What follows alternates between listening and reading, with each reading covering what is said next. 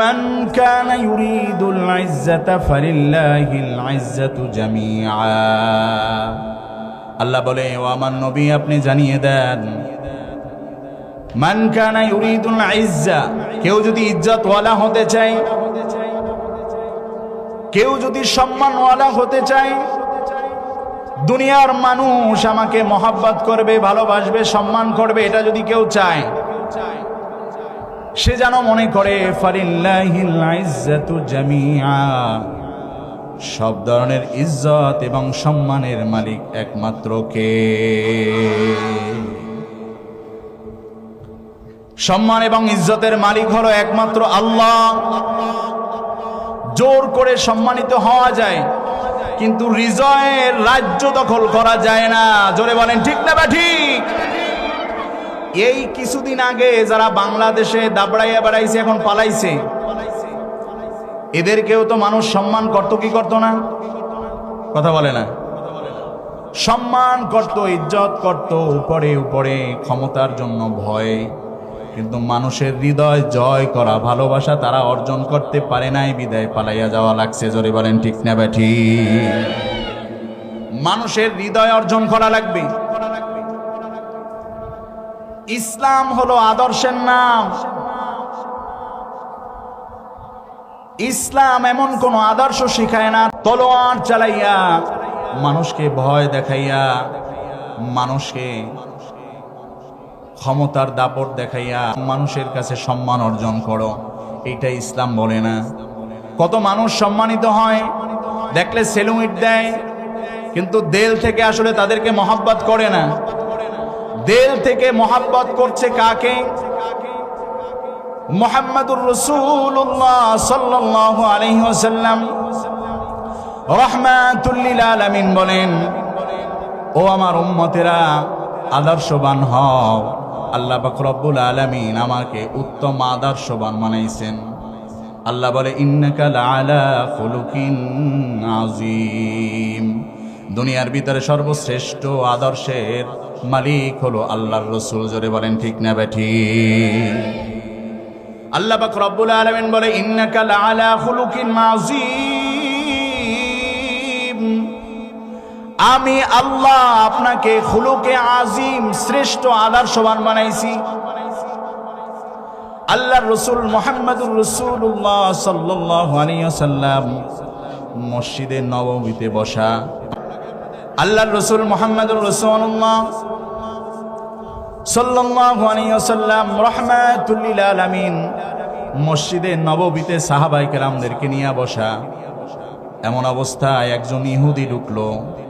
একজন ইহুদি মসজিদের ভিতরে ঢুইকা ফাবালা কাইমা, দাঁড়াইয়া দাঁড়াইয়া প্রস্রাব করে দিস, দাঁড়াইয়া ছেড়ে দিস। সাহাবায়ে কেরামরা দৌড় ঝাঁপ দিয়া ধরছে, কি কর, তার দিকে দৌড় দিছে, কি করলি? আল্লাহ রাসূল বলে নাই, আল্লাহ রাসূল বলে নাই প্রস্রাব করছো কেন? আল্লাহ রাসূল এই কথা জিজ্ঞাসা করে নাই কাজটা করলি কি? বলছে, ভাই কোন উদ্দেশ্যে আসছো, তোমার উদ্দেশ্য কি?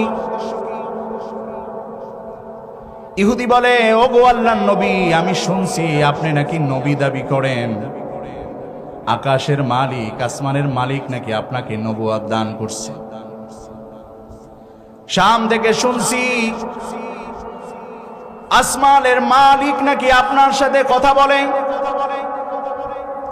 আসমানের মালিক নাকি আপনার কাছে ওহী পাঠায়, আসমানের মালিক নাকি আপনাকে কিতাব দান করছে। এই জন্য আপনাকে দেখতে আসলাম, আপনি মানুষটা কেমন, আল্লাহ যার সাথে কথা বলে ওই মানুষটাকে আমার একটু দেখতে মনে চাইছে। আল্লাহ রাসূল মুহাম্মদুর রাসূলুল্লাহ সাল্লাল্লাহু আলাইহি ওয়াসাল্লাম বলছে, একে নাও, একে পোশাক দাও, একে গোসল করার সুযোগ দাও। আল্লাহ রাসূল মুহাম্মদুর রাসূলুল্লাহ সাল্লাল্লাহু আলাইহি ওয়াসাল্লাম রাহমাতুল লিল আলামিন তাকে মেহমান বানাইলেন। মেহমান বানাইয়া খাবার দাবার খাওয়াইয়া রেস্ট করার জন্য সুযোগ দিলেন। সুযোগ দেওয়ার পরে ইহুদি তার নিজ এলাকায় গেছে। নিজ এলাকায় গিয়া নিজের গোত্রের লোক যারা তাদেরকে বোঝানোর চেষ্টা করছে। গেছিলাম মদিনায়, আল্লাহ নাকি কোন ব্যক্তিকে নবী বানাইছে, আল্লাহ নাকি তারকে কিতাব দান করছে, তার সাথে নাকি আল্লাহ কথা কয়। এই মানুষটার কাছে গেছিলাম, এত সুন্দর আদর্শ যেই মানুষের হয়, এই মানুষের সাথে আল্লাহ কথা কয় না, তয় কার সাথে কথা কয়? বলে এমন আদর্শ দেখলাম যে আদর্শ দুনিয়ার কোনো স্বাভাবিক মানুষের আদর্শ হতে পারে না।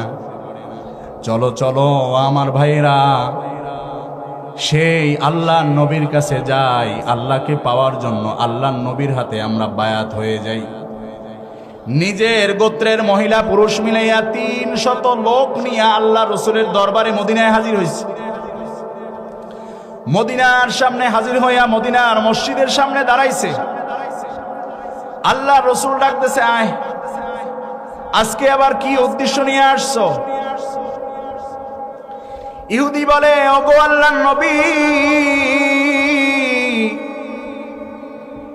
ইন্নাকা লাআলা খুলুকিন আযীম, আল্লাহ নাকি আপনাকে উত্তম আদর্শ, শ্রেষ্ঠ আদর্শ দান করছে, এটা দেখতে আসছিলাম। কিন্তু শ্রেষ্ঠ আদর্শ যে এত সুন্দর আদর্শ হয় বুঝতে পারি নাই গো নবী।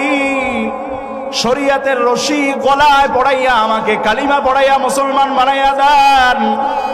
আপনার আদর্শে আদর্শবান বহিয়া আমার গোত্রে গিয়া আপনার আদর্শ বুঝাইছি। বোঝানোর পরে 300 লোক মেহমান আমার গোত্রের ভাইদেরকে নিয়ে আসছি। ওগো আল্লাহর নবী, 300 লোক সহ আপনি আল্লাহর দামি কালিমা পড়াইয়া আমাদেরকে বায়াত করে নেন।